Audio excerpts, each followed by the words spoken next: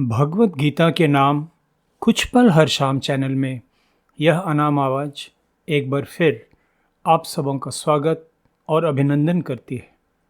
साथियों, आज के एपिसोड में आप सबों के बीच प्रस्तुत है भगवत गीता प्रथम अध्याय का 40वां तथा 41वां श्लोक।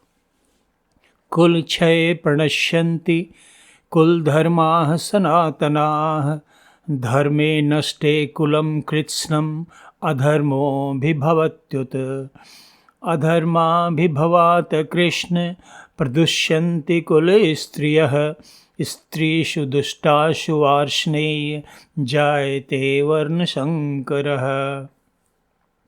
इन दोनों श्लोकों के अर्थ इस प्रकार हैं।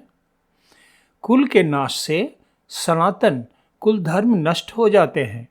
धर्म के नाश हो जाने पर संपूर्ण कुल में पाप भी बहुत फैल जाता है तथा हे कृष्ण, पाप के अधिक बढ़ जाने से कुल की स्त्रियां अत्यंत दूषित हो जाती हैं और हे वार्ष्णेय, स्त्रियों के दूषित हो जाने पर वर्ण संकर उत्पन्न होता है।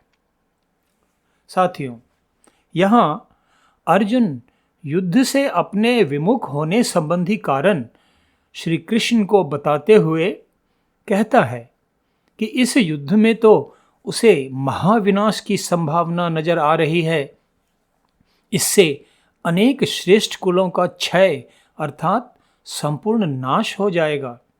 और यह बात तो सच्ची है कि कुल क्षय होने से समाज में अनेक दोष उत्पन्न होंगे, क्योंकि हर श्रेष्ठ कुल का अपना धर्म, अपनी परंपराएं, विचारधाराएं तथा कुछ विशेष आदर्श होते हैं जो उस कुल को दिशा प्रदान करते रहते हैं।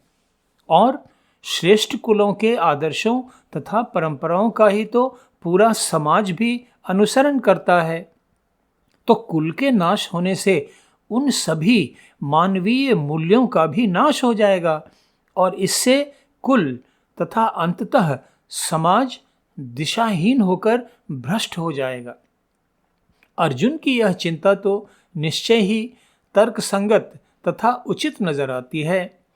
कुल क्षय होने से कुल धर्म भी नष्ट होंगे और जब धर्म नष्ट होगा तो स्वाभाविक रूप से अधर्म बढ़ेगा और यह पूरे समाज के पतन का कारण हो जाएगा।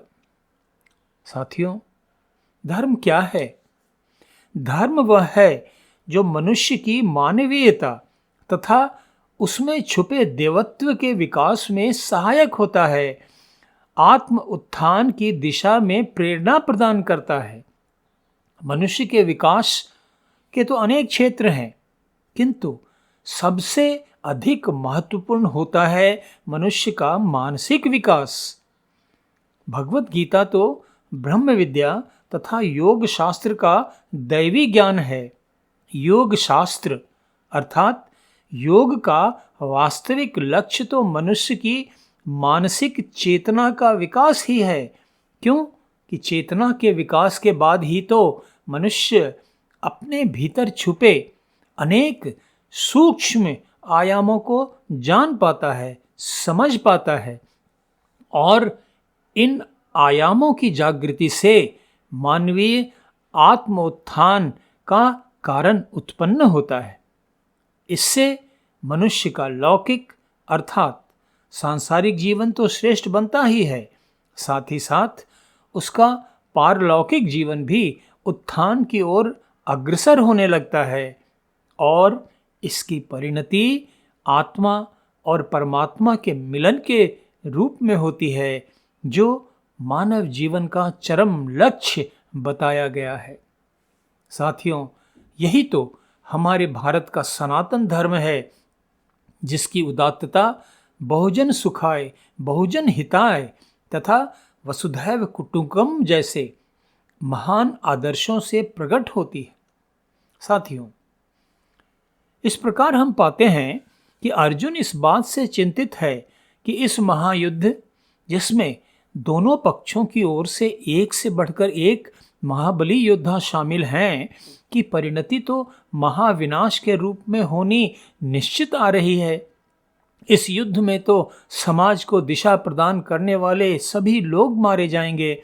इससे समाज में अधर्म का बोलबाला हो जाएगा और अर्जुन ही तो इस घोर पाप का भागी बनेगा।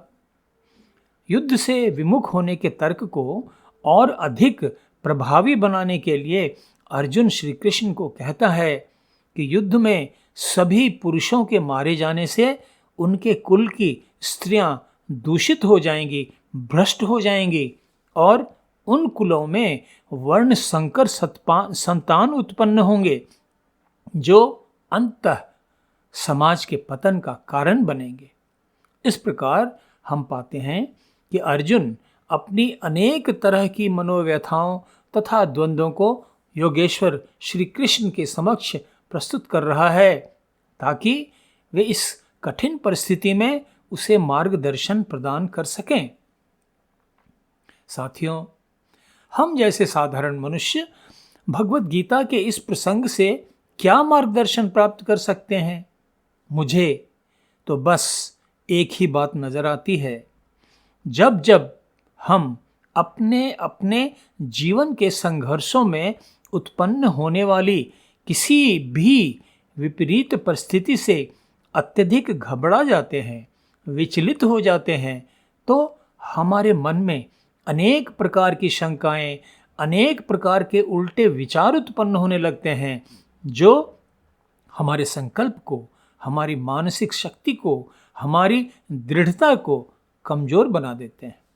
अतः इस प्रसंग से यह सीखने की आवश्यकता है कि हम सामान्य जन जीवन में विपरीत परिस्थितियां उत्पन्न होने पर भी अपने मन पर संयम रखें और जो भी विपरीत परिस्थितियां हमारे समक्ष हैं उनका हम दृढ़तापूर्वक सामना करें।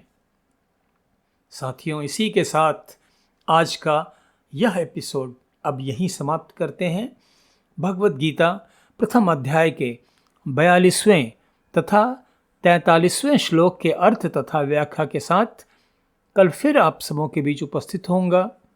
इस बीच आप सब संस्कारी आत्माएं इस प्रस्तुति को लाइक, शेयर तथा सब्सक्राइब कर गीता के दिव्य ज्ञान को, गीता के व्यावहारिक ज्ञान को भी अधिक से अधिक लोगों तक पहुंचाने में अवश्य सहयोग कर ही रहे होंगे, यही विश्वास है।